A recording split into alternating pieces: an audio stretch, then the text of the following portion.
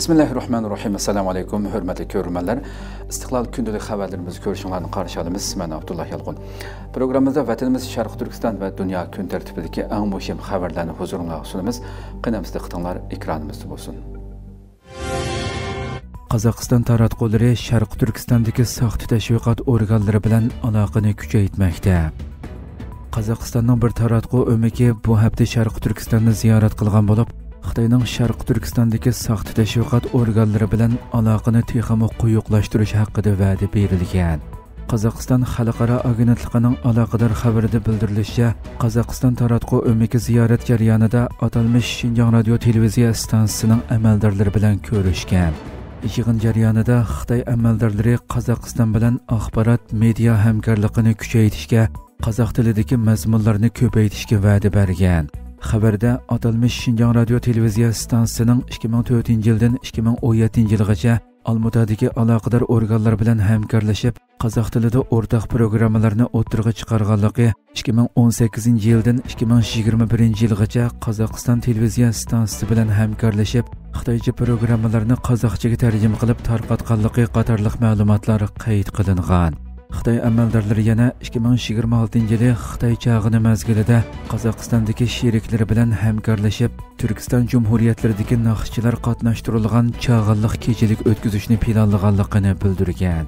Xitoy Turkiston Jumhuriyatlaridagi ta'sir kuchini texmo zo'raytirish uchun turli vositalarni qo'llanayotgan bo'lib, 2023-yil may oyida va bu yil iyun oyida o'tkazilgan Xitoy O'rta Osiyo boshliqlari yig'ini natijasida hamkorlik kelishimlarining ko'payishi texmo yuqori pallaga chiqqan. Xitoy bu orqali bir tarafdan Turkiston Jumhuriyatlarining har qaysi sohalariga cho'nqurlab singib kirsa, yana bir tarafdan Sharq Turkistondagi irqiy qirg'inchilik jinoyatini yoshirish, bu masalada sukut qildirish maqsadiga yetmoqda. Yevropa Ittifoqi Xitoyning usuli bilan Xitoyga qarshi turishni o'ylashmoqda. Yevropa Ittifoqi Xitoyning Yevropadagi mablag' solg'uvchilaridan Yevropa shirkatlariga texnika o'tinib berishni majburiy talab qilishni o'ylashayotgan bo'lib, bu orqali Yevropa Ittifoqi sanoatining raqobatlashish kuchini zo'raytirishni nishon qilgan. Bloomberg agentligining xabardor shaxslarni manba qilib aytishicha, bu tadbirlar mashinsozlik, batareya qatorliqlarni o'z ichiga olgan raqamlik texnika, yasamachilik sanoatidek muhim sohalarga chetiladi ekan. Yevropa Ittifoqi yana Xitoyning mablag' solg'uvchilaridan ma'lum miqdordagi Yevropa Ittifoqi tovarlari yoki emgak kuchini ishlatishni talab qiladi ekan va Yevropadagi mahsulot qimmatini oshiradi ekan. Xabar manbasi yana 11-oyda yo'lga qo'yilishi kutilayotgan mazkur belgilamaning Yevropa Ittifoqiga tava bo'lmagan shirkatlarga mos keladiganligini, ammo uning nishoni bo'lsa Xitoy yasamachilik sohasining amaliy kuchi orqali Yevropa sanoatini besib ketishining oldini olish ekanligini bayon qilgan. Reuters agentligining xabariga asosan Yevropa Ittifoqi komiteti yil oxiridan ilgari bu temaga doir universal doklad sunishi mumkin ekan. Xitoy izchil tariqada Xitoydagi Yevropa shirkatlarining keng ko'lamli texnika o'tinib berishidan foydalanib kelgan bo'lib, texnika o'tinib berishni shirkatlarning Xitoy bozoriga kirish sharti qilish, Xitoy shirkatlari bilan hamkorlashib birlashma shirkat qurishga majburlash qatorliq vositalarni qo'llangan. Navbatda Xitoyning turli xiristlarga duch kelgan Yevropa Ittifoqimi o'xshib ketadigan usul bilan o'z shirkatlarini Xitoy elib kelgan xiristlardan qo'g'dashga tirishgan. Xitoy Tashqi ishlar ministrligi bayonotchisi Lin Jian bugun bu haqdagi savolga javob berib, Xitoyning Yevropa Xitoy shirkatlarining bozor prinsipiga asosan savdo hamkorligi o'rnatishni qo'llaydiganligi, ammo Dunyo savdo tashkiloti qoidasiga xiloflik qilib shirkatlarni texnika o'tinib berishga majburlash, shirkatning normal ishlab chiqarish faoliyatlariga qo'l tiqish qatorliq qilmishlarga qarshi turadiganligi haqida jar soldi. Google shirkati Hindistonda sonliq ma'lumot markazi qurishga g'oyat zo'r mablag' ajratdi.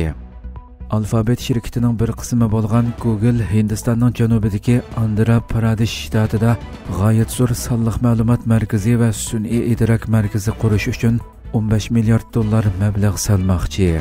Google'ning aloqador amaldori Hindistonda qurilgan sun'iy idrok markazining shirkatning Amerika sirtidagi eng cho'ng mablag'i ekanligini va bu markazning Hindistonning raqamli kelgusini taraqqiy qildiradiganligini aytdi. Google bulut supisining bosh ijroiya amaldori Thomas Kurian yangi Dehlida o'tkazilgan bir marosimda Visaxapatnamda qurildigan sun'iy idrak markazi to'g'risida so'z qilib, biz Amerika sirtidagi eng chong sun'iy idrak markazimizni bu yerda quryapmiz deb, kelgusi 5 yilda selinadigan umumiy mablag'ning 15 milliard dollarga yetadiganligini bildirdi. Visaxapatnam shtatlik hukumatining bayonotiga asoslanganda, Google Port shahri Visaxapatnamda 1 gigavat sig'imliq sonliq ma'lumot markazi rayoni qurdi ekan. Bu rayon sun'iy idrak ul aslahalari, keng ko'lamlik energiya manbasi va kengaytirilgan tala optika to'rini birlashtirdi ekan. Google cho'ng texnika shirkatlari o'rtasidagi raqobat kunsiri keskinlashayotgan bir paytda bu qadamni tashlagan. Navbatda shirkatlar sun'iy idrak mulozimatiga bo'lgan ehtiyojning eshishini qondirish uchun yangi sonliq ma'lumot markazi ul aslahalarini qurishga zo'r mablag' solmoqda. Xususan, Xitoymi bu sohaga hukmronlik qilish uchun g'oyat zo'r kuch ajratayotgan bo'lib, bu muhim texnikaning Xitoy rejimining turli jinoyatlarini texnik kuchaytirish uchun qo'llanilishi, boshqa davlatlarga tahdid shakllantirishi haqidagi andishalar davomlashmoqda. Hurmatli ko'ruvchilarimiz, shuna qilib bugungi xabarlarimiz bu yerda oxirlashdi. Atigi programmamizni ko'rishguncha omon bo'linglar. Assalomu alaykum va rahmatulloh.